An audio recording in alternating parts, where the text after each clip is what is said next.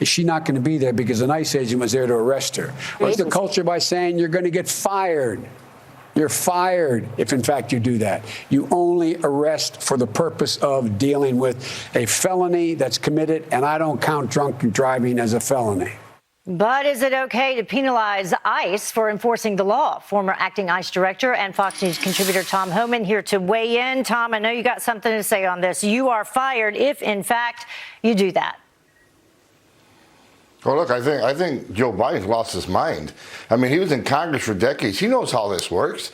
I mean, there's no prerequisite. You got to commit any crime to be removed from the United States if you're illegally. That's the way the law is written in statute. If he doesn't like what ICE is doing, then he can change the law. But you cannot fire a law enforcement officer to enforcing the law that he's taking the oath to enforce.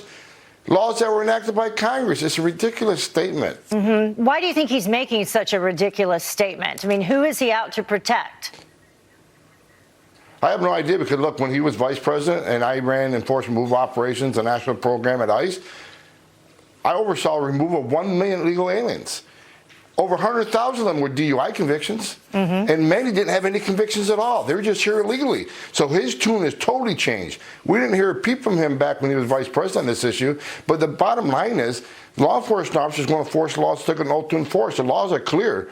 And we're going to arrest and remove illegal aliens, whether they have a conviction or not. If they've had their due process, an immigration judge said they got to leave, they're going to be arrested and leave. What other law enforcement agency ignores a judge's order? None, and neither is ICE. And let's take a look at the different states, the state drunk driving laws. It's never a felony in 4 states in D.C. A second offense is a felony in 5 states. Third offense a felony in 22 states, and then a fourth offense a felony in 19 states. But the bottom line through all this, 29 people die in DUI incidents every single day. So this would help avoid that. Yeah, it's over 10,000 a year. This is a huge public safety threat. Whether it's a misdemeanor or felony, it is a public safety threat when over 10,000 lives a year are lost. So again, ICE is going to enforce this law. If he doesn't like it and he becomes president, he can try to convince Congress to change it. But the way Congress is acting right now, they're not going to fix anything or do anything. Yeah, quickly on this, this is not a request. Quote, ICE upping the ante in the standoff with New York City, issuing a list of fugitive illegal immigrants freed by the sanctuary city policy. I'm glad ICE and the administration is stepping up the game. This is putting officers at risk. This puts the community at risk. More U.S. citizens are being raped, being murdered.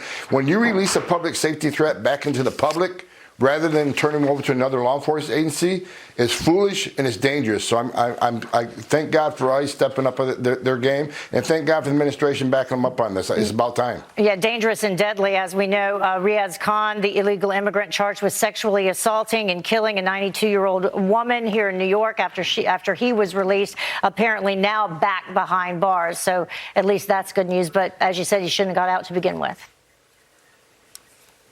No, look, and ICE has dropped over 7,000 detainers in New York City, and they honor 10. Yeah. So, sanctuary cities continue to be a problem. All right, Tom Homan live for us. Thank you so much, Tom. Glad we were able to get you on. We appreciate it.